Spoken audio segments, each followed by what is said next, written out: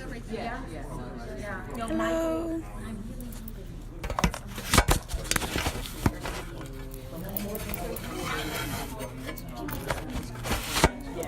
So I don't mind being the voice of the wilderness and knowing about this stuff to my students. But it's so much easier if it's a book. So that's what we tried to do to the new second edition of the property book. But I would love to not have to be just, now let me pick my bone. Which, No, totally. I know. So I should. Well, wait, whose book did you say it was? So it's Murphy Gordon. Yeah. No. Business. But that's good. Okay. Yes. Okay. How's he doing? I don't know him. Well, just a little bit.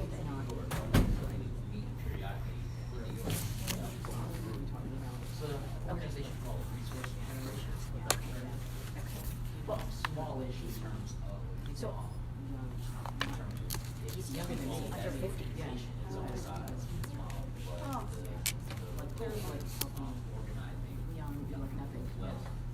Oh my goodness. Yeah. Can you recover? Not just Yeah. Oh my God. wealth So this is the third one, and I know of in the last 2 years that you have to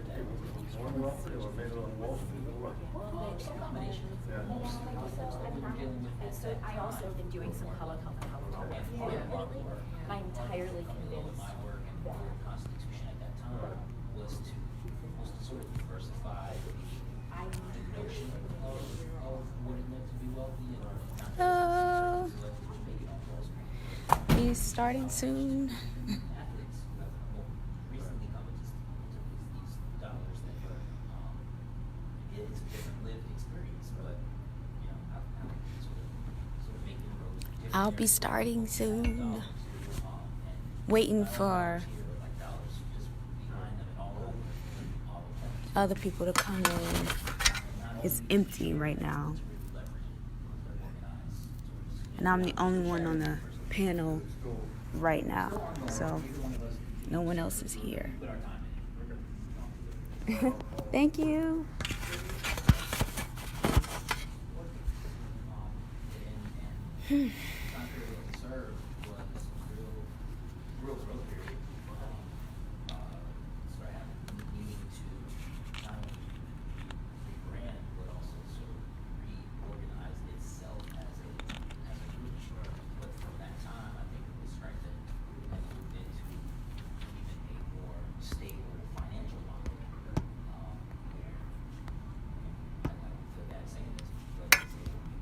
Black politics. Ooh. Hi.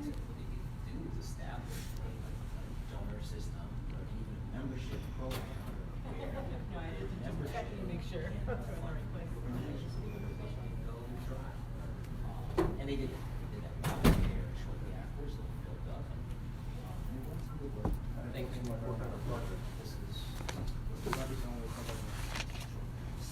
Hi. Are you the panel? Yes. Oh, hi. Alicia. Alicia Camilo. Nice to meet you. Likewise. Our fellow panelists here. Not sure.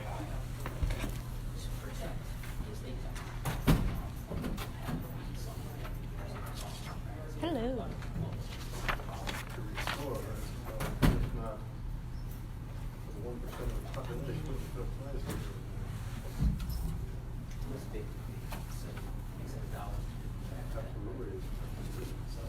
Are you a playwright?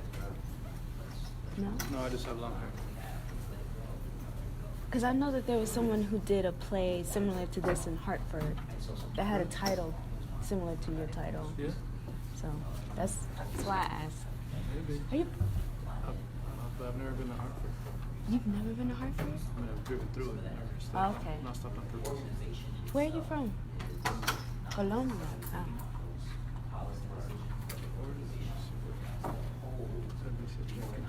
Yep. I'll be talking about transformative government and the case for reparations for the American descendant of slavery. Trinity College is in Hartford. Yes, it is. I know that much about Hartford.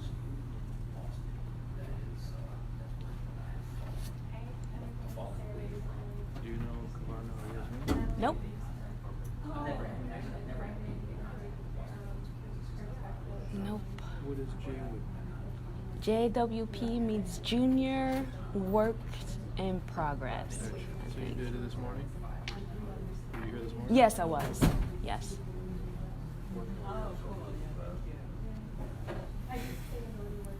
Hello.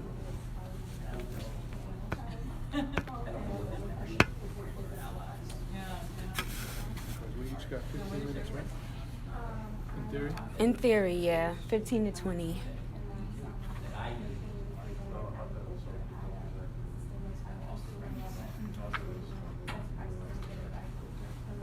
We do have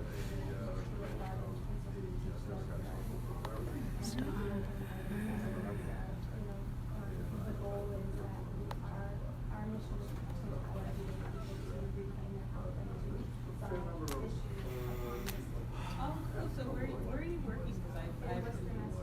Oh, wow. This is your first time to one of these? No? Yep.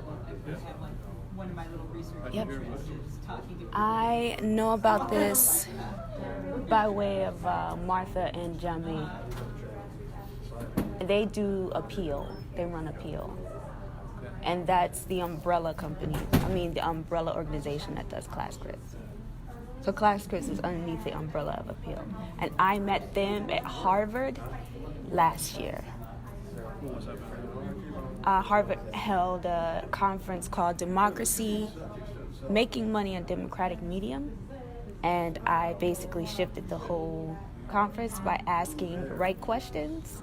Because I just came in as part of the public.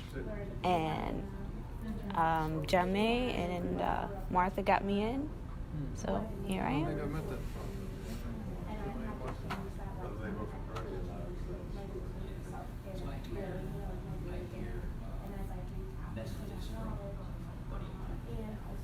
But yeah.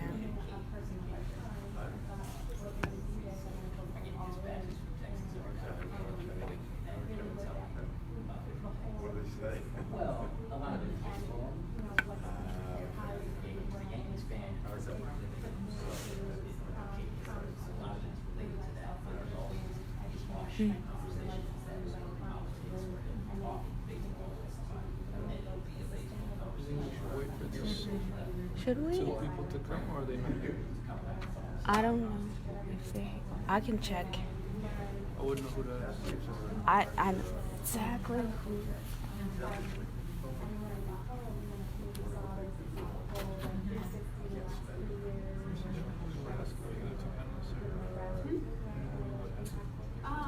So we did have some cancellation. So you're on. Tell me Yes. your name and can I get like follow up? Let me check.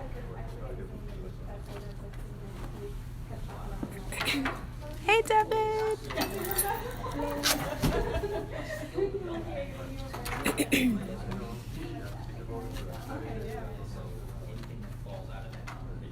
And it's so interesting, herbs too. It's Kavana and Yasmin. I was just having a conversation with I think they have both canceled. Oh, they did. So that means That means you'll have extra time. I could read my whole Let me paper. just make sure. Okay. But I think they were both like kind of late cancellations.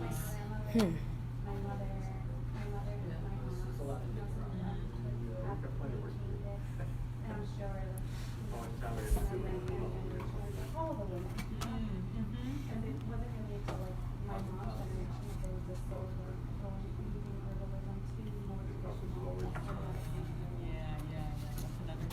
I'm really interested in is like people who are, there's like a generational divide, you know, between like some of the younger people. I did some recruiting in the common spaces. See what anyone wants to do.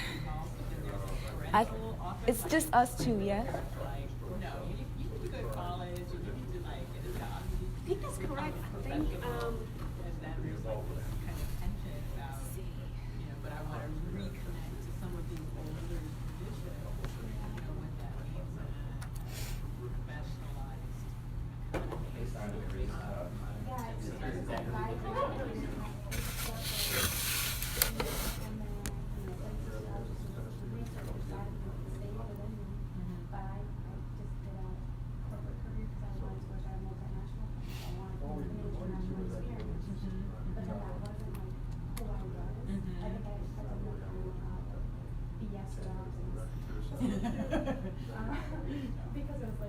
So should we start? working because of me. So I realized that as I was earning money, I was just like sold. But scratching for me was just like very natural, very organic. And you really just go through all these traits and skill sets that you can learn. Wow, that's so cool. Yeah, and I contact you for a What do you think was? I think it's just y'all. Okay. Should we check with Martha or?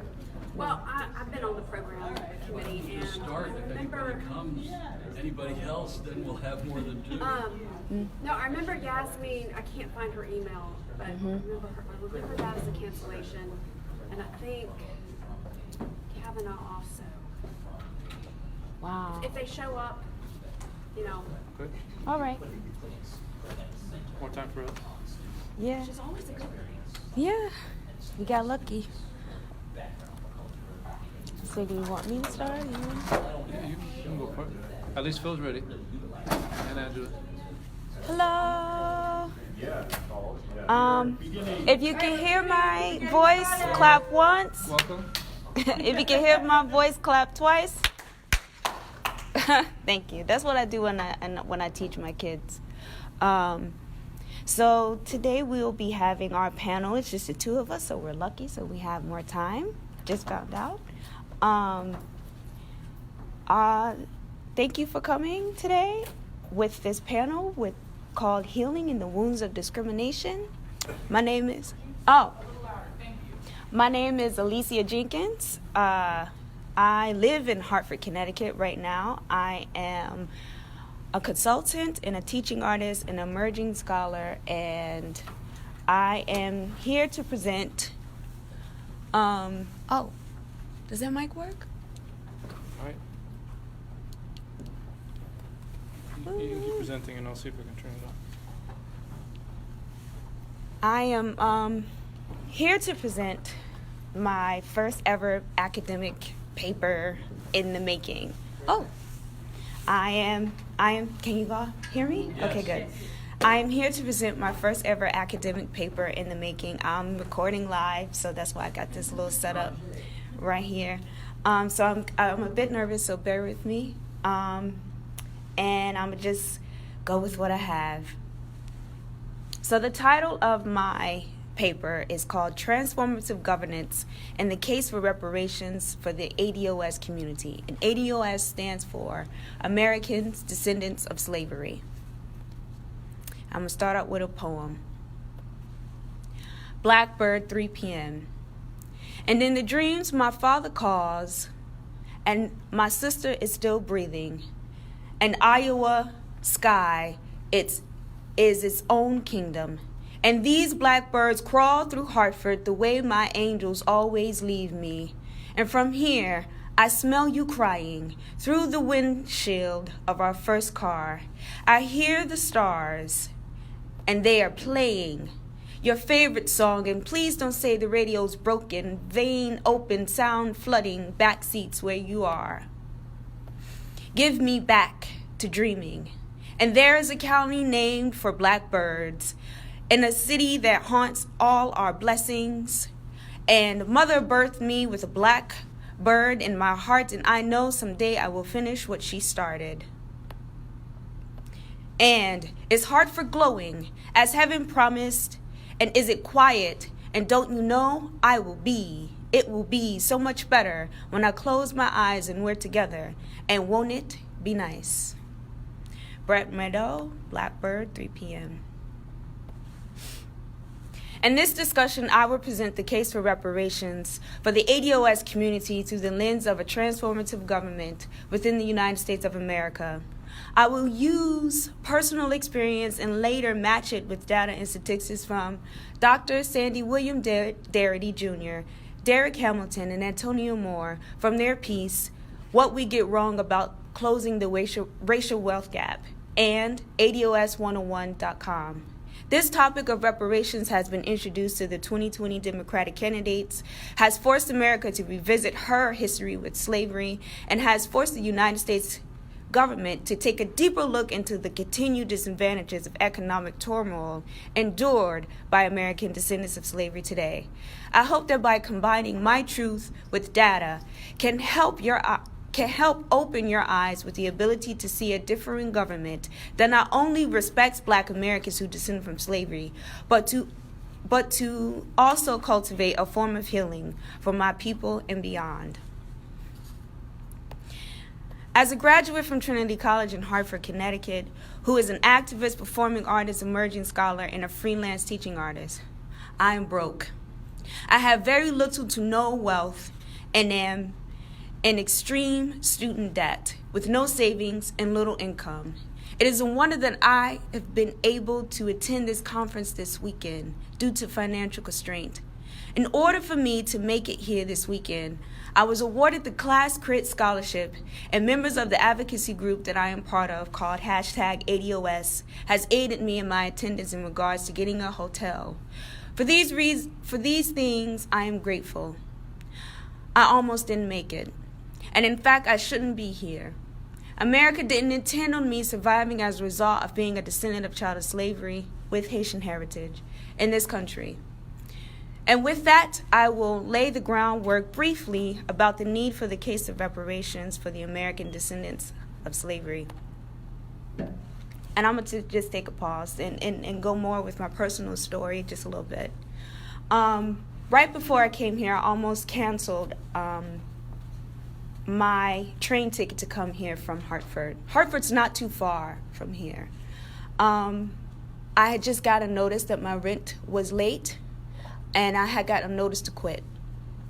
And as I was trying to write this paper, figuring out how I was going to get this done and if I could even go, I got the email that I got awarded the scholarship to be here. So I was like, I have to be here. I have to tell the truth and shame the devil. And I reached out to my community, and they got me here. So I am very grateful, and I know that I'm lucky.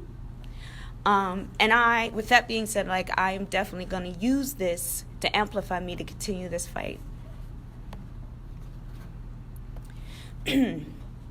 Our report indicates that closing the racial wealth gap requires an accurate assessment of the causes of the disparity and imaginative action to produce systemic reform and lasting change.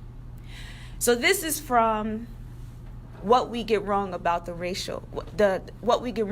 myths of closing the racial wealth gap.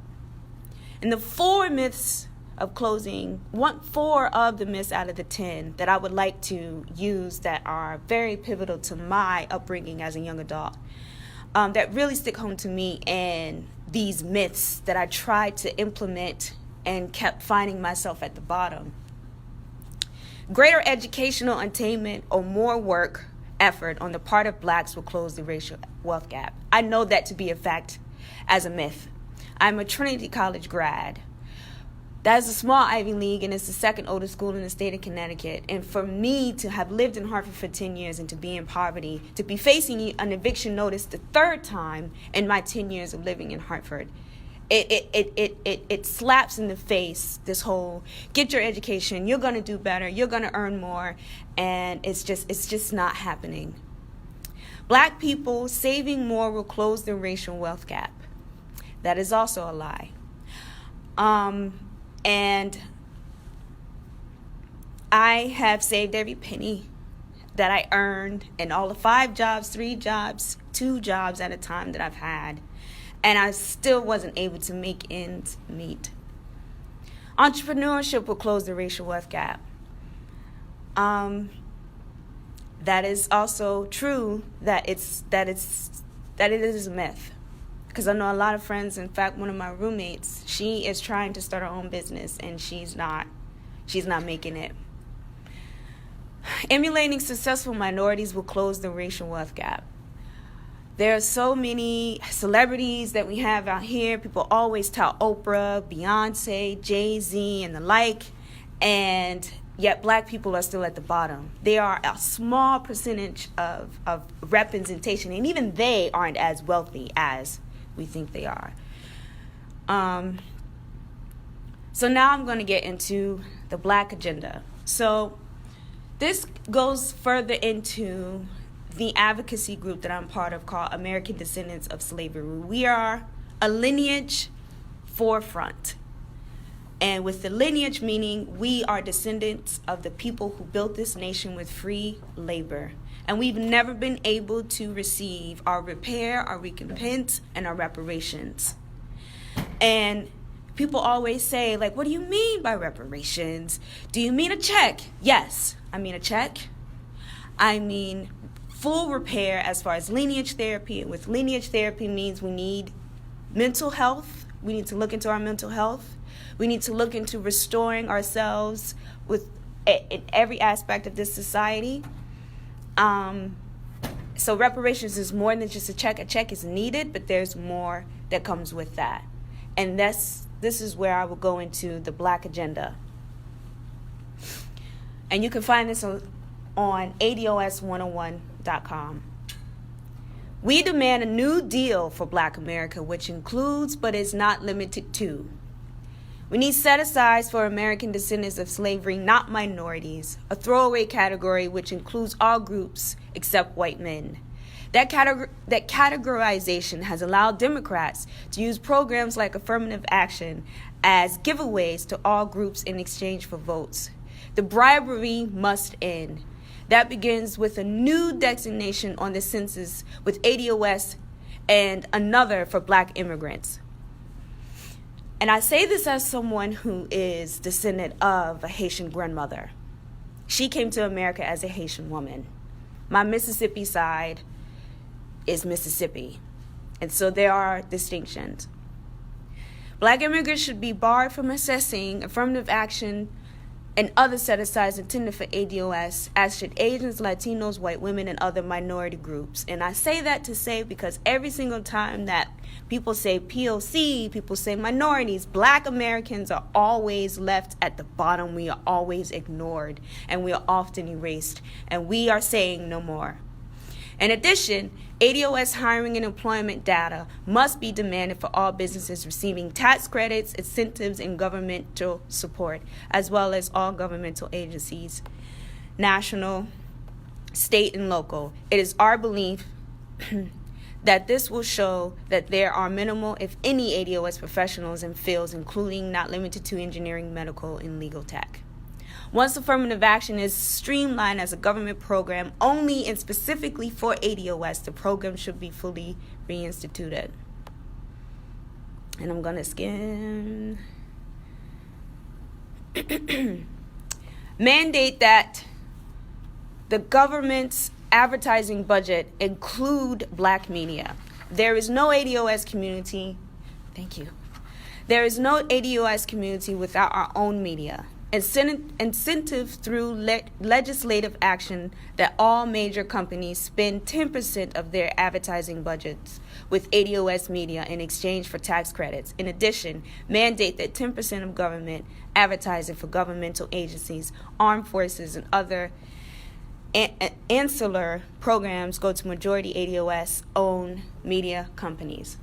And this goes into the Civil Rights Act of 1866, which is now being, it's at the Supreme Court by way of Comcast. So that's the original Civil Rights Act. And I will go to my next one. Okay. ADOS college debt should be forgiven in the same way losses are forgiven for the banks on Wall Street. Those executives oversaw the evaporation of billions in global wealth. ADOS graduates, me being one, bought into the idea that the key at success in life was an education, and there was a place for us in America, only to find after graduation that we were locked out. We can't afford to bear the burden of a lie. A healthcare credit to pay for medical coverage for all ADOS. And this includes what I talked about when I first started about lineage therapy. This would cover surgery, pharmaceutical, and counseling needs. As an example, we would like to see a lineage therapy whereby ADOS leadership, in cooperation with licensed therapists and psychiatrists, develop a therapy curriculum to help members of the ADOS understand and manage the ancestral traumas. This therapy should come at no cost to the ADOS community. I'm suffering that cost today. America has never atoned for its original sin of slavery in the form of reparations. It is our position that the H.R. 40, which was contended on June 19th of this year, and I was at that hearing, be fully rewritten to include reference to ADOS as a recipient group, cash payments, and additional supportive measures implemented. We need to gather the data on the level of wealth that was lost as a direct result of slavery in the era of Jim Crow that followed. So I'm gonna leave it at that, and I know I'm ending fast, but so yes, that's what I have to say in regards to that. Thank you.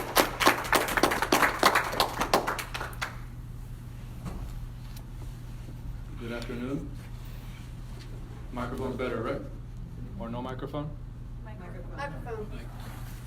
So thank you, each of you, for being here. And Alicia also, I hope the other two panelists are okay and they can live stream the show wherever they are. Mm-hmm. This is my first time at a ClassCrit, and it's the first time I've been sharing this project that has a legal origin, but now has moved into more of a less legal work and more social work. And I figure the best way to share it would be to simply have you all be a part of it. And my name is Camilo Romero. I work as a lawyer and organizer in Colombia. And the work really begins, I'll tell you the story. How many of you are familiar with Colombia, or been there, let's say first? Been to Colombia? 2 of you? Okay. Your time is up now, Alicia. Thank you. When you think of Colombia, what words come to mind? If you're afraid to say them out loud, you won't offend me, be honest. Cocaine. Cocaine? I'm being honest. I spent a ton of time in Los Angeles, and I've got images of the Virgin, and one that's particularly beautiful is from Colombia, so she's in my head. Probably La Virgen del Carmen, perhaps. Any other concepts, thoughts? FARC. The FARC? Okay. Football. Football? All right. Banana farms. Banana farms? Coffee. Coffee? Okay, you've been there? Any thoughts come to mind? Your ecological structures, one of the most advanced in the world. So like you really preserve biodiversity. Okay, that's one of the first I've heard. Good, ecological structures. And some of you were honest and said that you've heard about drugs or about Pablo Escobar. Maybe back in the day you would mention Shakira or Juanes for maybe more contemporaries, maybe J Balvin and Maluma. That's probably your reference point, Phil. The real arguments around the peace in Colombia have taken shape in positive and I think some negative ways. The main issue is that in Colombia, despite its natural beauty and many cultural touchstones, has also been deeply affected by the drug trade, by inequality, by armed groups, both on the ideological left and on the right, and a corrupt state. And not too long ago, there was a peace process that took place that started first secretly in Norway and then was unveiled officially, publicly in Havana, Cuba, that pitted the two sides. The Phil mentioned one is the FARC, the Armed Revolutionary Forces of Colombia, and the other, the state under then the administration of Santos, Juan Manuel Santos. For many Colombians, indeed for most Colombians, they were somewhat in tune to what was happening. It was a highly controversial process. The moral of that story is there's a lot of details that I'll skip for this short time, but that essentially the two parts indeed did meet in Havana, Cuba, and were essentially trying to bring peace to Colombia, however peace might take shape to those parties involved. For around the middle part of 2016, a few of us meaning members of different civil society groups, activists, lawyers, nosy people, we were able to organize a small delegation to go to Havana without any official certification of the state or of the FARC. We attended the peace talks, and we were both blessed and honored to see this important moment taking place before our eyes, and also left with a bittersweet feeling, and I'll explain why. There was 10 members to each side of the negotiating table, so 20 members total, 10 of the FARC and 10 of the state. Of those 20 total, how many do you imagine were women? Tiffany's shaking her head. Angela said 0. Close to 0. Close to 0. There's one optimist over here, says 1. There were 2, 1 for each side. Of those 20 members, how many do you think were young people? Let's say under the age of 35. 0. All right, Nijal woke up pessimistic today. Benjamin says 3. Maybe 1 or 2 on the FARC side. Maybe 1 or 2 on the FARC side. There were 0. How many do you think were Afro-Colombians? Those 20. It's an easier answer, huh? It's also 0. And what about indigenous Colombians? Despite Colombia being 25% Afro-Colombian, despite indigenous traditions being the foundation of modern Colombia, indeed, we left Cuba with a feeling that despite there being the best intentions in this process, we also know quite well what the road to hell is paved with. And I've been working as an attorney in Colombia, mostly in the west coast of Colombia. If you imagine Colombia to be the projector screen where law is twisting in circles, that's more or less where Bogota, the capital, would be. And Choco, the name of the department, is most of the far west coast that you see there along the window. It's mostly Afro-Colombian, mostly indigenous, and mostly forgotten. I would equate it similar to the deep south of this country, of the US, and lots of natural resources that are typically extracted without anything being left locally.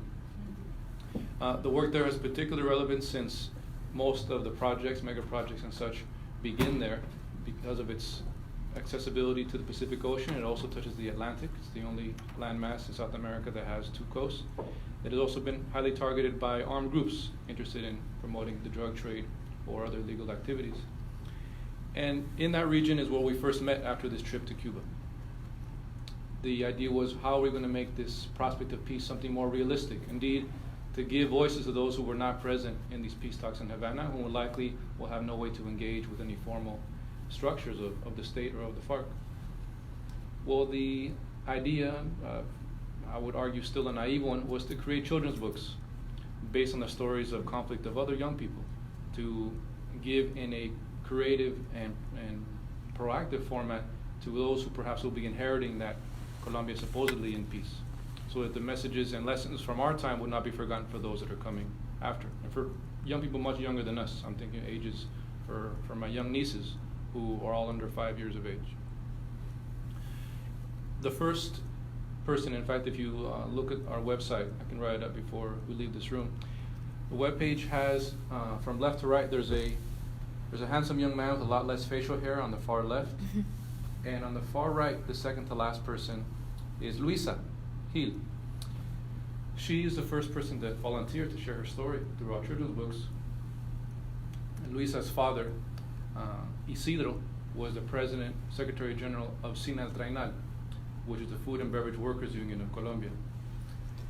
Her father, Isidro, had been negotiating on behalf of the union with the company in a town called Carepa, Antioquia, which is not too far from Medellin, so maybe northwest from Bogota, or the law symbol there. On the morning of their first negotiation, it was December 5th, the anniversary is coming up, the union had met in the factory and were waiting for representatives from the company, Coca-Cola. The president of the union, Isidro, was waiting outside for the rest of the workers to arrive when 2 paramilitaries identified him, shot him twice in the forehead, and told the rest of the workers that if they didn't resign from the union, they would end up on the floor like Isidro. Isidro's partner, Luisa's mother, filed a wrongful death claim for the murder of her spouse within the factory gates, and sometime later she was also killed. You might wonder, Camilo, how are you going to make children's books based on these stories for young people. The idea is to motivate them, to inspire them, not to depress them with this bloodshed and violence. Well, it's a testament to Luisa that for her, and indeed such is the theme of all of our books, is that she has been able to find her peace. The books that we've written are called ¿Cuál es tu paz? ¿Cuál es tu paz translates to what is your peace? And for her, she does not hold on to the memory of losing her mother and father in that very visceral sense.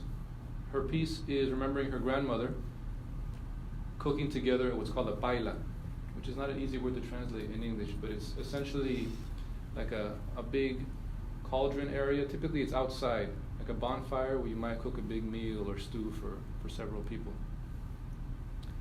For her, that's what she finds her solace, her strength in those memories. That has evolved into these workshops that we've hosted that I'll be sharing momentarily, based on what we discovered was the story of her younger sister. Luisa has a younger sister named Laura, just 2 years younger. And for Laura, she does not hold the peace that Luisa does. Indeed, she has chosen not to be a part of our group, to not talk about her feelings, about what she has gone through as an orphan at a relatively young age. And we realized that for Colombia, and arguably for all of our communities, we could be facing the same exact experience, the same encounter, the same trauma, and receive it in very different ways. And that is where we, and the larger we, began to realize that certainly Colombia is affected by the FARC, by the ELN, by the paramilitares, by a corrupt state, by the US intervention.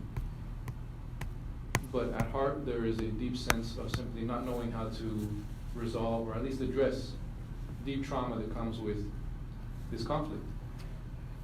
The work of Regeneración and the work that has brought me to this conference and to the speaking tours we've done to this point is, one, to share the context of Colombia as being a unique moment in time of transition to peace, but also to remind each of us that all of us are facing a certain type of conflict or conflicts, personal, familial, societal. Indeed, the US, I think, now is in a convulsion time that I think is relevant. I think what Alicia was mentioning as well is certainly an exhibit of that. And as a trained lawyer, it has been particularly revealing since it allows access to a place that many times we can't reach, what we feel. I think especially the US, but certainly academics or trained scholars and lawyers, we tend to rely on logic, that we know and therefore we can act, which I think is still certainly true, but I think we tend to underestimate the importance of also understanding what we feel, the irrational emotional sides of why we do what we do, why we feel what we feel. And that's where the social dramas fit in, which is, the title of the presentation is a line from a Langston Hughes poem that I'm sure some of you recognize, and it's based on the fact that no matter where you might be, Colombia or the US, in America I use it as a continent, not as the US, since the Americas make up many countries, not just the USA, that principally that spirit is to recognize both what we can see and what we cannot see. And in fact, they give the voice to those feelings, to those experiences that have remained voiceless, much like at the table negotiations in Cuba, as I mentioned, or within dynamics of one's own experience, like for Luisa and Laura. So I wanted to give a brief moment for questions or comments, doubts or regrets, and then I would give a brief example of how we've been doing this work on the ground. And since we have a good group of maybe about 15 of us, we might be able to do a small role play to make the point. Are there any questions or comments, ideas? Tiffany? Just a comment. So I live in South Dakota, and one of the things that I have done in sort of my work as an ally is work with the LGBTQ community. And some years ago, we were training to do something called a Storytime Project. It was something that was done very successfully in Minnesota when there was a concern that Minnesota was going to pass a marriage amendment that was going to ban same-sex marriage. And what people did was you had groups of members of the LGBTQ+ community, and you had allies who would come together, and they did trainings around storytelling. in particular focusing on the stories of members of the community. And the purpose of that was to create paired individuals who would go into some of the smaller areas, some of the more rural areas, some of the smaller towns in Minnesota, and engage with people who were not used to engaging with folks who either were a part of the LGBT community or who were allies for that matter, or who were openly allies for that matter. And so as part of the purpose of doing this was to try to persuade voters to vote against this ballot measure, so because they thought if you were able to make people's lives visible, you would have success in that regard. And I don't know to what degree their particular efforts actually, led to the outcome where the ballot measure was in fact defeated in Minnesota, but they certainly had a huge number of people who were walking around the state and telling these stories. And so, but I just put that on the table to suggest that, there are wonderful examples of the power potentially of storytelling, of making people's individual lives real in a concrete way, so that folks who are outside of those experiences can connect and take whatever lessons they need to take from that experience, and then in some instances even translate that into some form of beneficial political action. Thank you, Tiffany. Yeah, that's certainly true, and we can do the. Can you raise your hand? Yeah, I just had a comment. Sure. I think this is like in the same lineage as like Virginia Hamilton's If the People Could Fly, that talks about like enslavement here in the USA, by telling folk tales, one, like getting back to indigenous roots, and then also being able to tell children like what actually happened through narrative work. I think about people like Marion Cobble, who released Missing Daddy, that talks about what it's like to have an incarcerated parent. So I think it's a beautiful idea. Thank you. So we can all be a part of it. I will try to count each of you. I know a couple of you walked in a little bit later, so you missed some of the context, but we can still make this work. We'll include you up here too, Elisa. Okay. So this is typically how one works out. I would give the context that I gave more in summarized terms to each of you, and then we would form small groups. You all are sitting kind of far from each other. I know some of you are checking your Instagrams and such, but let's just imagine. I'll give you by example. Let's say that I only know a couple of you in this room, but let's say that Jamelia, who we know each other from one chance encounter when we were both students, and Nigel, who's my only friend in this part of the state, and Priscilla, who came from Worcester just to join ClassCrits. Let's say that the four of us are part of a group. Okay? Let's throw in Tomas in there because he's the one that helped make this program to include me. All right, so let's say it's us five, right? The only real rule is that we try not to include people who know each other, either no familial connection, they're not married, or secret lovers of some kind, just so that we can be open. But I don't know each of you like that, so maybe it's possible you could fool me. The idea is that we simply not know somebody too close so that we can be open. Oftentimes we share more vulnerably when we're with a stranger who we don't have the fear of judgment from him or her. So let's say us five are a part of a small group. We would each then share a conflict. And like I said, it could be a personal, a familial, a societal one. In my case, true to life is that my conflict is that my grandma has been sick. She's suffering from triple negative breast cancer, and she's 89 years of age. She's certainly a fighter and the person I'm closest to in this life, and yet I also know that there will be a day, perhaps, she could certainly outlive me, but there may be a day where she won't be around, and my life will be divided pre and post that day. And in fact, this long hair is to donate it for her when she's ready to receive a wig. I offered her my beard also, but she's less interested. And that's something that none of you can fix. Certainly my small group cannot fix that conflict. You may have ideas to do so. You may say, you know what, I have just a cream for that, or my people in my island do this type of. Great, thank you for suggesting it, but the idea is simply to share a conflict without any expectation of resolving. Then it would be Jamelia's turn, and her conflict could clearly be that she is a tenure track faculty member in Connecticut, of all places. That's far away from Rowland Heights, California. It'd be nice to be doing this work in a place that not only feels a little warmer, but also has a little more faces that look like hers, right? For Nigel, it could be that he's raising a young warrior, an almost 3-year-old warrior named Lila, who certainly has all the promise in the world, but is living in a society that perhaps won't recognize her beauty in the way we all wish, right? For Tomas, it could be that he took on the prospect of organizing this conference next year in Houston, and now he has to deal with all the logistics, and he doesn't have any more room for any more gray hair. What is he gonna do, right? And for Priscilla, it could be that she is a non-academic, non-lawyer, proud to be so, and is trying to find her footing in this context from her background as a social entrepreneur and a community organizer, and how to take those lessons back to those people who will never understand what a detainer or an amicus brief might mean in Worcester, however you pronounce it.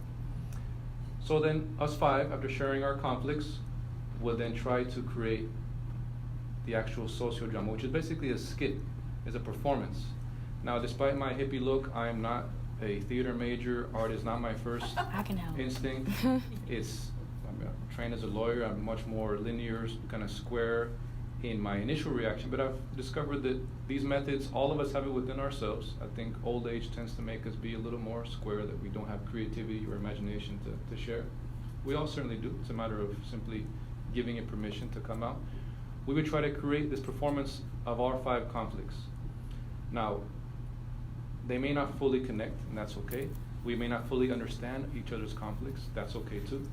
The whole purpose is to, 1, to have us build community. That's certainly the first goal, which many times is what builds power in any space, is knowing each other, trusting each other. Second is that we may, for the first time, even recognize that there is a conflict inside us that we had not been allowed or had the courage to recognize, and certainly not to verbalize, especially in a group like this, which goes a long way to feeling stronger, more committed to what one is trying to achieve. And third, and this is ultimately certainly what inspired us in Colombia, is that we may begin to scratch the surface of agency.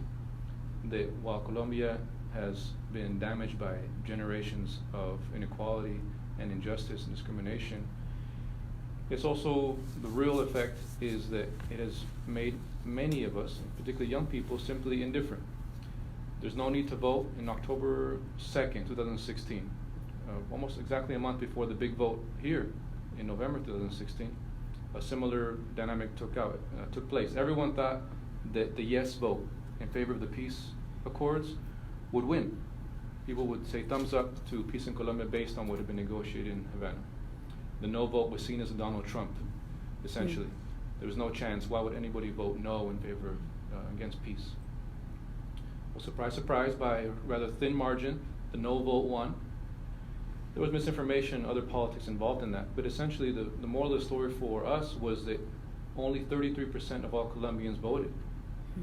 You might imagine, if the single most important vote in the history of Colombia as a nation since leaving the yoke of colonial rule, and 32.6% of us voted. Now there are structural conditions. There was Hurricane Matthew that affected the northern coast. Yeah. There are many reasons. But still the fact remains that most people simply don't care or don't trust the system we're involved in. And that sense of agency clearly is what is killing us in many regards. And that's, in these workshops, the idea is, even if it's for a brief hour and a half, 2 hours, depending on how long these workshops take, that each of us might feel for a moment that we do have agency, that we are in fact actors, very literally, in our own stories.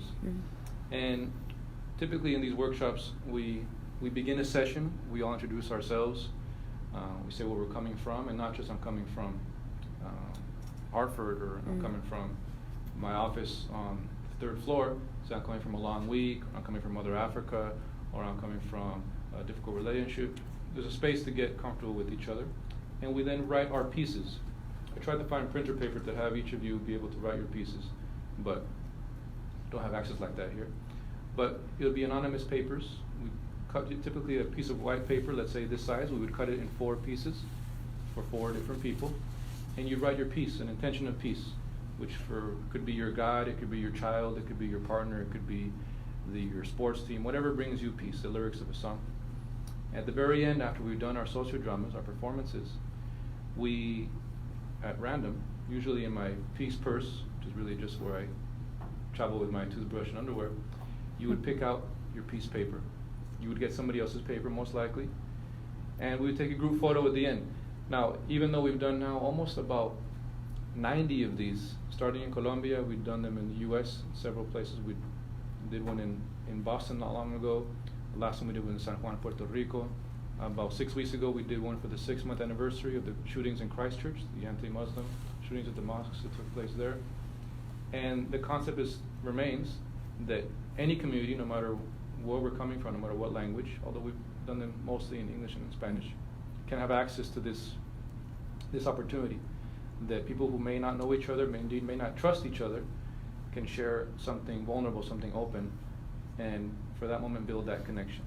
It's something that we hope holds promise, not just in Colombia now as we've expanded it, but also can affect circles here. All of us are dealing with something at some point, and it's something that I'm proud we can have some space for here at ClassCrits, and I hope that if it's useful to any of your individual situations, either on campus or with the groups you work with, we certainly would be happy to share that project there as well. So I wanted to make sure to leave time for questions and answers since we had a little extra time because of the panelists, but thank you for your time.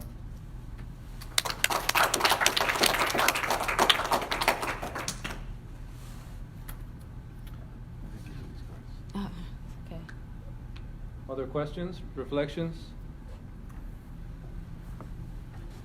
On the reparations issue, one of the things that I was involved in working on was the damages claim for legal action brought by the former residents of the Chagosian Islands in the middle of the Indian Ocean. Back in middle of the 1960s, it's a UK possession, and the UK rented it to the United States to build a military base there on the condition that the resident population was removed. And the population were sort of Afro-Indian mixed descendants.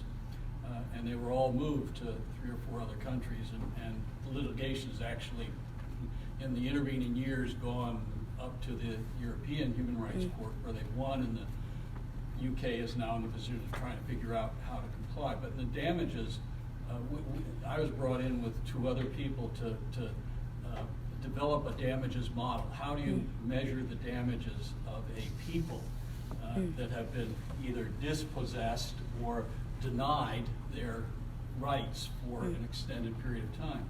And we did think, we talked a lot about it and thought a lot about it and settled on a human rights model in which we said, well, what they were entitled to, what it was the obligation of the UK government to provide them, was all of their human rights, every single one of them. And what they got instead is, well, what they got. And then we undertook the process of trying to monetize that.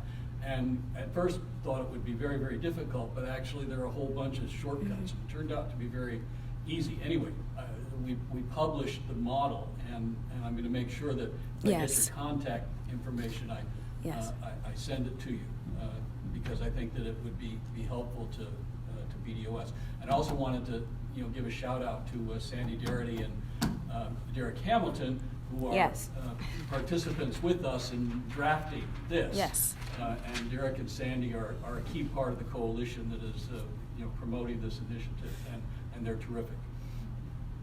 Thank you. Yeah. Yes, you and then you. Maybe less of a question, but it's a reflection on my part. And my wife knows this of me, that I will bring pop culture into the conversation whenever I can. But there's a piece that's current, that's particularly applicable to what I've just heard. And perhaps some of you were taking this in, but HBO now has a program on called The Watchmen. Oh, yes. Right? The Watchmen is a superhero-ish program based after a movie that came out in 1990 or so, and based on a comic book before that. And the 1990 movie and the comic book was based in 1985, alternate reality. Richard Nixon did like 3 administrations. It was great. And the television show now is a fast forward from that timeline and that continuity and that reality, where we're now in 2019. And the film and the comic book were set maybe in New York or so. The television show is offset from that geographic grounding to now be set in Tulsa, Oklahoma. And you may know that Tulsa, Oklahoma is also home of the maybe it's not a nice word, proper word, but scene of the 1921 massacre of on Black Wall Street. And that sets a particular context for this show, because as we proceed in the city of Tulsa from the 1921 massacre, which is a real event in the fictional program, to 2019, somewhere along the way, and including, I think, in that continuity, it comes after the 3rd Nixon administration, Robert Redford becomes president, and Robert Redford institutes a system of reparation.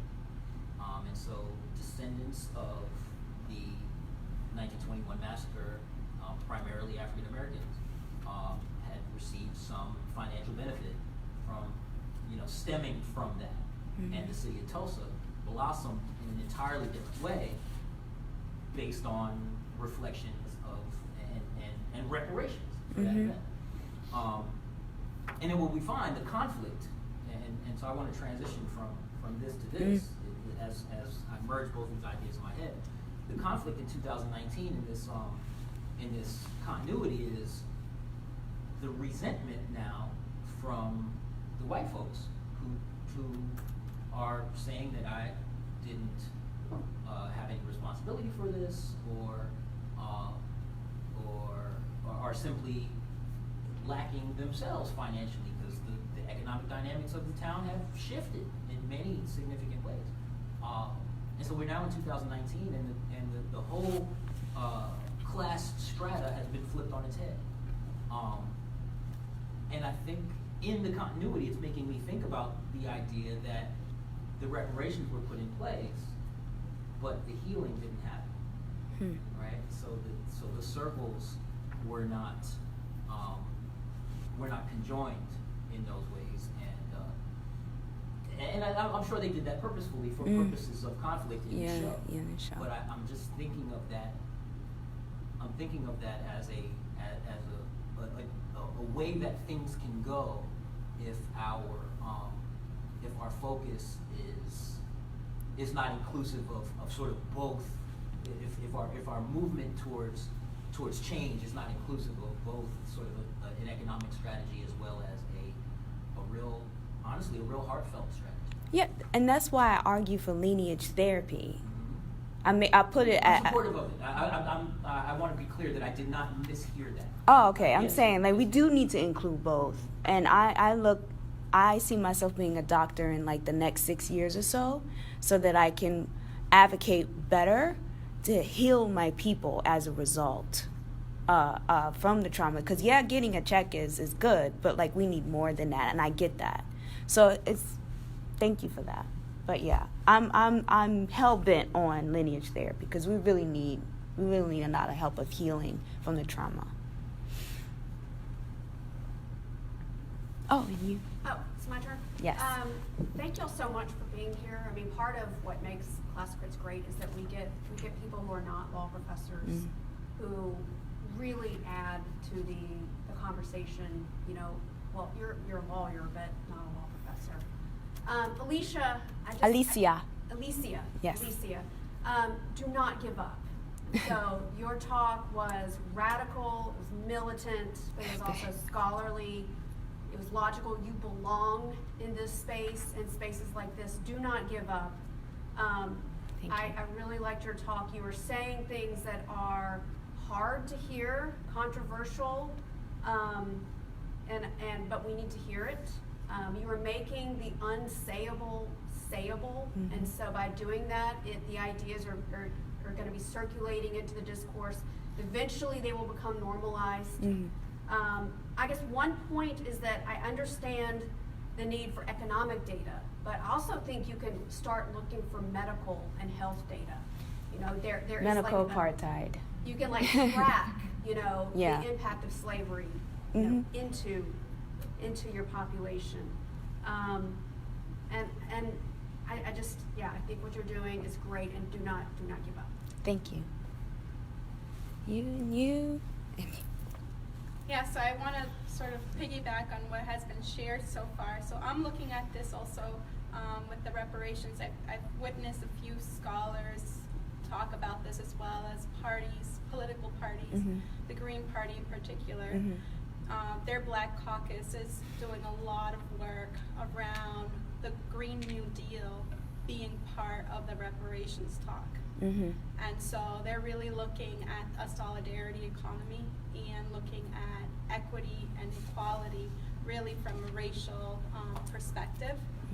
I can connect you with them because I attended a few panels regarding this from a political perspective or a green perspective, as well as Carlene Griffiths over at Harvard. She does a lot of work and research on reparations, and so she has a fascinating perspective. I like that there was a touch on the medical side of it, because I think it was yesterday there was a panel where we talked about the end of the panel was closed with what would you do with an extra $500, and what ended up happening in this research and this experiment was that you would just become more of yourself. You know, nothing really would change. So, you know, like Nijal was saying, like, you really want to look at the healing aspect, because if you have hurting people that are dealing with transgenerational PTSD, which is a real thing, you're just going to have more of that hurt being inflicted. Maybe not on others, but maybe on their future generations. And so you would just really be, you know, having more abundance of this pain to just, you know, really take ground. And I don't think that's the goal with the reparations. I think that looking at the reparations, maybe looking at reparations economically through trade and loss of education. So instead of looking at it from a financial model of saying, I want these economic gains or this monetary compensation, say you want this intellectual compensation. We want the lost jobs that we had, for instance, when our villages and our cities and our financial infrastructures were destroyed, or our academic infrastructures were destroyed. So I would look at it more from an intellectual capital of being repaired, you know, where you're being repaired through education, where you're going back to trades that were lost, or to croplands and farmlands that were lost, or that knowledge that was lost, you know, whether it's herbalism. And so then you would really look at being matched with apprenticeships, or, and I see this a lot with Ashkenazi Jews, which were very successful in getting their reparations with the losses that they had in World War II. And there's a lot of speculation on if Ashkenazi Jews are really the real Jews. But they were very successful, despite whether they really were the real Jews, in actually gaining reparations monetarily, trade, and also land and intellectual capital reparations. So I would look at, you know, what are those best practices, what are those best cases. Also therapeutically, they were very successful in getting support for their transgenerational PTSD. A lot of scholarly articles that exist on transgenerational PTSD comes from Ashkenazi Jews. So I wouldn't say, oh, you know, they're white, they can't understand. I would really look at what are the best practices. Let's just look at best practices and how can this, even though it's not culturally the same for us, fit our model, or how can we fit it into a model that makes sense for us. Lastly, I just think it's so important when you're creating a new sustainability model, sustainability not just supporting itself financially, but sustainability in the future of it, in the procreation of it, to look at knowledge. So that replication of knowledge. And so I think the whole healing, gaining those tools and the skills that you need to heal yourself through herbs or through medicine or whatnot, I think are more useful reparations than just say financial, economic reparations. Okay. I think Tiffany and Jamila. So, question for you, and forgive the question because I came in late. You may have addressed this at the beginning of the talk, but do you, the ADOS, do you guys think about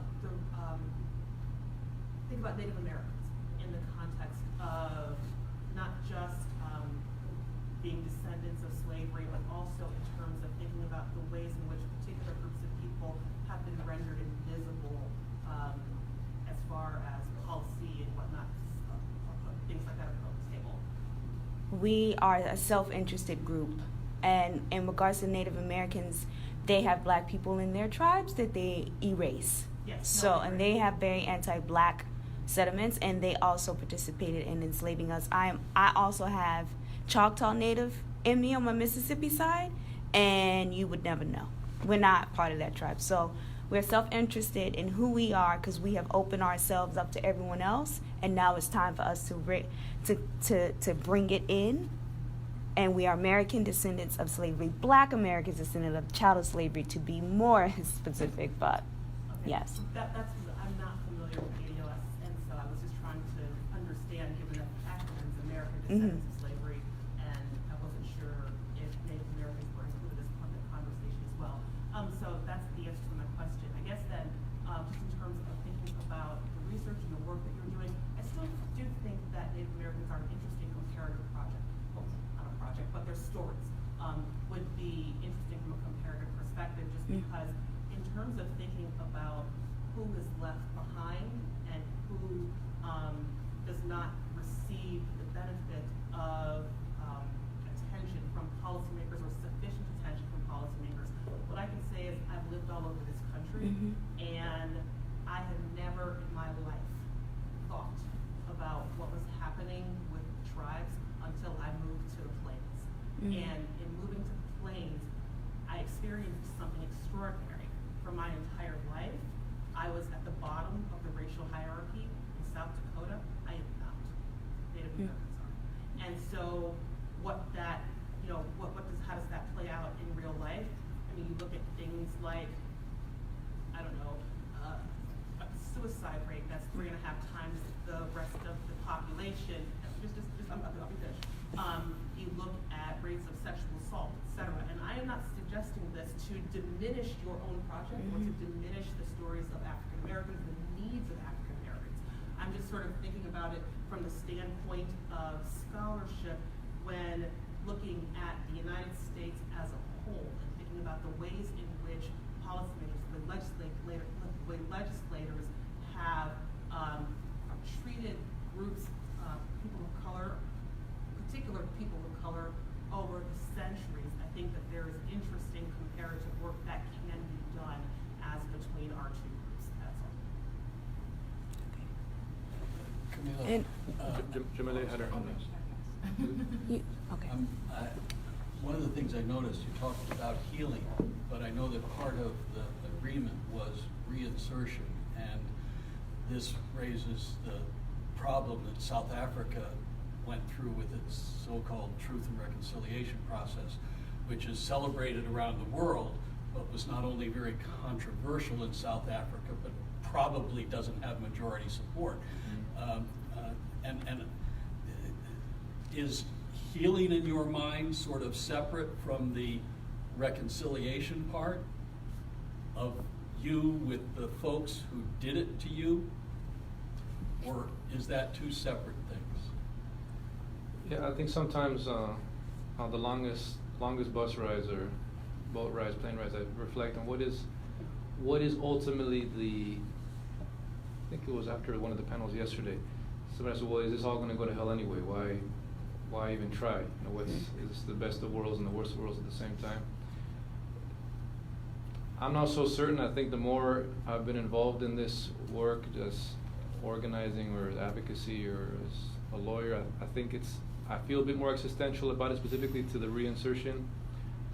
one detail I didn't mention is some of the FARC actually decided to retake up arms, so they were officially demobilized. Now some have, because of the lack of compliance with the agreement as they see it, they are now active again in regions. And frankly, I can't argue against it. Many of the atrocities taking place now are against social actors. They're not connected to any of the armed groups. They simply are trying to do cultivation replacement, meaning grow yucca or mangoes instead of coca. But that is seen as a threat to the system of the drug trade, and there's major interest. No doubt the U.S. is not untouched there as well. So the healing is really a sense that at the lowest common denominator, where in fact yesterday I think it was talked about what to do about Trump supporters. Frankly, I think they got their own trauma too. If they want to host a workshop, I'll be there. I'll watch my back, but I'll be there. So I think there's essentially that reality that their deep economic interests that I think are really is what preventing the reinsertion of ex-guerrilla members or even ex-paramilitaries who in fact demobilize, although typically they just take a different shape.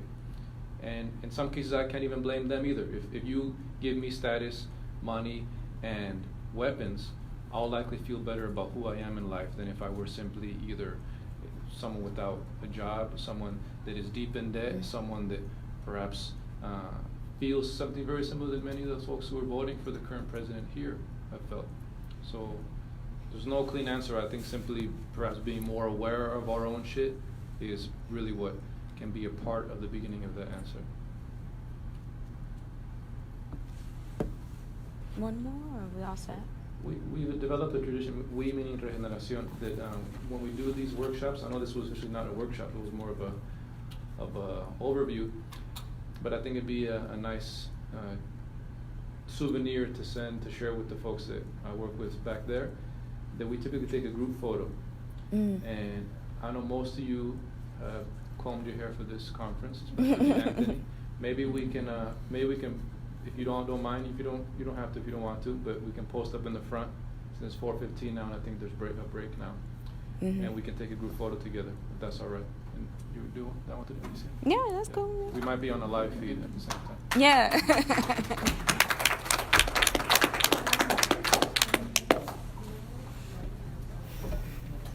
Thank you for listening to my TED Talk. Thank you.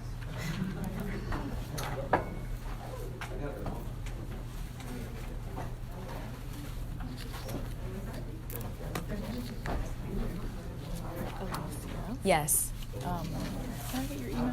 Yes. Yes. You want me to write it down for you, love? How do I get in touch with you? So if you want to be in the photo, you can stand next to. I'm gonna give you my Gmail and Okay, go good. from there, because I check that more often than my professional one. That's good. Okay, good. Thank you. Here's mine. Thank you. See, that's not work. I struggle with inmates too, though, watching it now, because I thought it was like borderline too real. Yeah, it was a little too close. I watched it, but I had nightmares. Thank you for that talk. Thank you. Thank you for accepting me and having me be here. No, I'm glad you're here. Do you know the book read by Randall Robinson, The Debt? The debt? Yeah. No, What but I do America know- owes to blacks. So just want to make sure you cite and read that book, because Are there theories behind this? I think he has two books. One is called The Debt. That's the first one. And then I think he has a sequel that talks about what reparations should look like. So The Debt is just kind of how do you calculate the harms of slavery Yeah.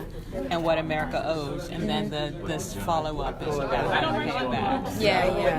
I feel like should be in front. I want to walk you over. Thank you. Are you going to get in the picture? Yes. Okay. I'll be in the photo.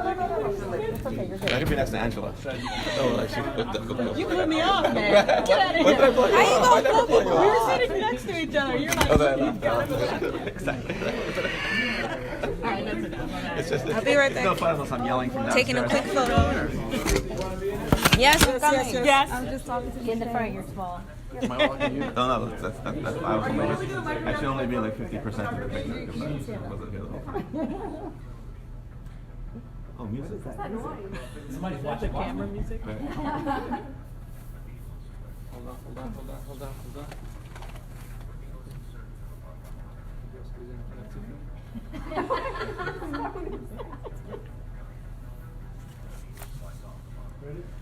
Yes. 1, 2, 58. 1, 2, 39.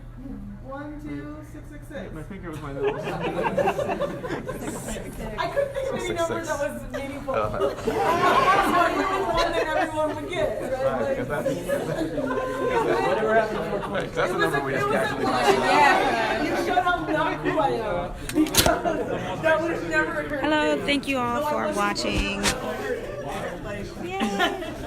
Yeah. She's wearing But it's a quick turn. Yes. Number. The contacts. Everybody So you can. Oh, okay. I mean, you can reach out to me. I'd be happy to connect you personally to them, since I do know them personally. But these are. And he's the green. This is Trahern. He's an elected official, but he's also like very active. He's from Minnesota. He has a radio show and he could interview you or interview your Yeah, I would love advocacy to. group. He's like really passionate about this. They have a lot of data on this, and it's national. So like there's like the Black Caucus is made up of a lot of like very active Black people. At the moment, we are challenging the Black Caucus because they have not been doing their work and due diligence in regards to this. Well, I think it's a good conversation to have. But it is a good conversation to have that needs to be had. And I just want to I appreciate what you said in regards to the education aspect of it. But I respectfully disagree. And the reason why is because Black folk have always been given that notion of education and attainment. And that's one of the myths of closing the racial wealth gap and gaining reparations. Because I've gained my education. I know so many of us that have. I don't think we it's about, need it. I don't think it's about gaining education. I think it's about being reinstituted into your trade. What I'm saying is like the reparation of the law. Where were you before you had your laws and being put in those in those positions? You know, so it's not so much financial like numbers. It's more of being placed back where you lost your footing. And I see that happening with Ashkenazi Jews. And somebody did challenge me. I believe he's an Ashkenazi descendant. He was like, well, as a whole, we haven't collectively received that much money. And it's like, yeah, but many of you, even at the individual level, have received back your art, your real estate, you know, like certain actual artifacts and things like what has happened to, you know, Black people or African descendants of slavery. Americans descendants of slavery who have actually had losses, you know, have they been repaired? A lot of our HBCUs are being closed, are closing, and are closed. So we're losing a lot, even to this day. So there is a part of our agenda where we talk about putting money in our HBCUs and funding our HBCUs. I didn't get a chance to get to that on my thing. I apologize, but that's one of the things that we do look into in regards to our reparations package. So and it's HBCUs being the historically Black colleges, universities, yes. Okay, yeah. I saw there was a scholarship right now going around that the U.S. funds for students, high school students with a 3.0 can go to any HBCU and study agriculture and end up with employment through the government. That's fully funded. That's good. That's good. Good. So that's somewhat kind of twisted, you know, reparation, so you can get your farmland back through, you know, your trade. But yeah, my contact information is here, and Carlene, I think you would jive a lot with her. She's a scholar at Harvard. And at Harvard's not too far. She's also a reverend, you know, so she has really beautiful perspective from a spiritual angle as well as from a human rights activist, you know, and just theoretical. So. And the advocacy group, we are a lineage first. It's all about the fact that we are descendants of people who built this nation.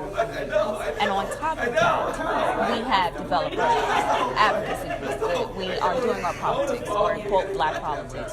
And we're doing a lot of stuff in the church, because black politics in this country has always started in the church. So she'll be a good person for me to talk to. In fact, she's at Harvard, and a lot of black folk who are descendant of slavery in New England like to keep themselves quiet, so maybe she can help me get them out. So we can do this work politically, spiritually, and the like. So we can start doing this healing and making this government, this nation, transform themselves. Yeah. But thank you. Yeah, thank you. Thank you for your work. Thank you for bringing up Watchmen. Yes, me and my uncle watched that. Add all that.